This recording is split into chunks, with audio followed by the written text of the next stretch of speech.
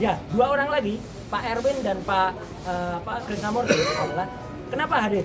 Karena kedua orang itu juga mengenal saya dalam situasi yang berbeda. Jadi kita tuh kaya, pengkayaan kualitas saksi kita. Jadi ada yang terlibat langsung dalam video, ada yang mengenal saya sejak lama, semenjak jadi anggota DPR waktu itu. Ya, artinya orang itu kenal lama saya. Apakah dia tahu saya? Apakah dia kemudian dipanggil gitu dan kemudian dia hadir? Pak Erwin ya kenal saya karena juga Pak Erwin juga pernah mengalami kasus yang sama. Dan juga artinya apa?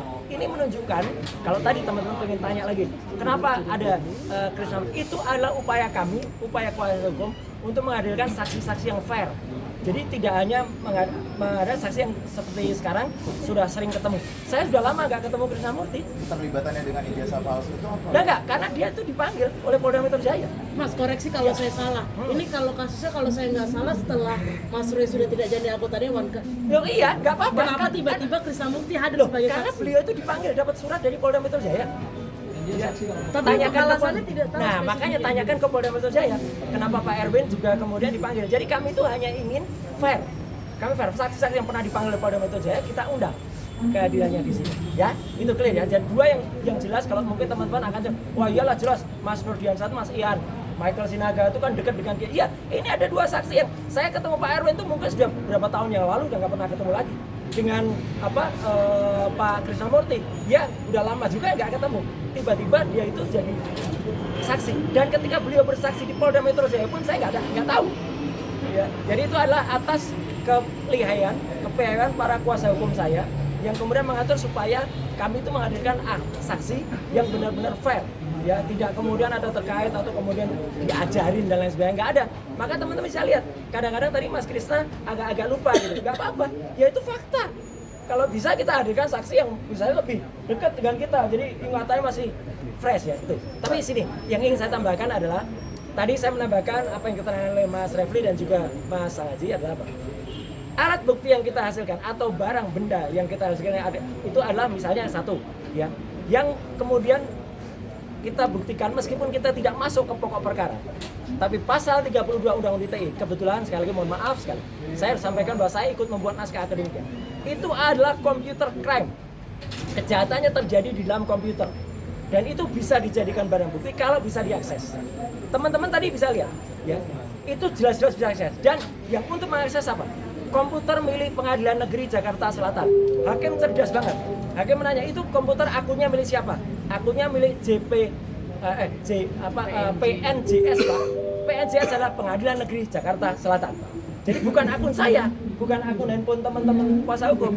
Itu komputer milik Pengadilan Negeri Jakarta Selatan saja yang tidak kenal dengan si Dian Sandi bisa mengakses. Dan lihat apa yang ada di Dian Sandi, nggak ada yang rusak, masih bisa diakses sampai dengan sekarang, masih utuh. Apalagi yang dikatakan itu adalah dokumen analog yang itu kemudian kita bahas adalah syaratnya, syarat formilnya. Kita tidak menguji dokumen analognya, tapi syaratnya ternyata tidak cocok untuk ditersangkakan ke saya, ya sesuai dengan pasal 32. Jadi apa? Mungkin itu bisa sesuai dengan pasal yang untuk pencemaran dan fitnah. Tapi tidak cocok untuk Undang-Undang ITE, karena Undang-Undang ITE itu butuh namanya alat bukti yang khusus, yang spesifik, itu butuh komputer. Jadi sekali lagi ya, kita ingin hadirkan yang benar-benar clear, benar-benar jelas. Jangan sampai itu kemudian dituduh, ya oh ini nanti ada rekayasa ala Solo. Enggak bisa. Ala Solo itu kayak gini. Ini ala Solo. Ini ala Solo. Kopi ya. Saya nggak tahu siapa ini yang datang, ini waktu RJ dulu, jadi ini RJ restorasi justice ala Solo. Saya kira masih ada penegasan aja, ya, apa? Untuk barang bukti yang dihadirkan hari ini itu apa saja? Iya, ada video, ada 5 video, kemudian satu link Dian Sandi. Ya, videonya yang apa? Ya, videonya adalah podcast bersama Mas Roy dan Michael Sinaga. Oke, itu kemudian di Santana juga Podcast, di Santana Podcast. Kemudian juga Santana, ada video dari Langkah Update. Ya. Kemudian juga ada video dari salah satu stasiun TV yang memberitakan Pak Jokowi menyerahkan ijazah. Oh iya, kalau itu ya, kalau itu dari ya, betul ya. Ini gara-gara TV bukan?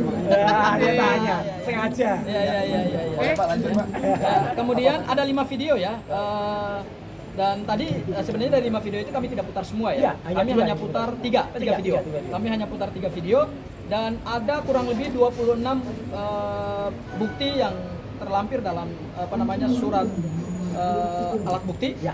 Dan kemudian adalah ada satu ahli, 3 saksi. Betul. Ya, dan ada beberapa dokumen. Dan dari video yang jelas tanggal 26 Maret itu, ya itu jelas betul tidak ada saya. Nama saya pun tidak disebut di situ. Ya itu video durasinya lebih dari 1 jam 6 menit. Itu jelas ada orang-orang di situ ya. Saya nggak perlu sebutkan itu karena ada sahabat-sahabat perjuangan semua. Dan ada seorang yang sudah berkhianat ya, namanya si Omon. Omon aja disebut gitu. Ya, si Omon si Anipar itu disebut. Oke. Oke. Terima kasih.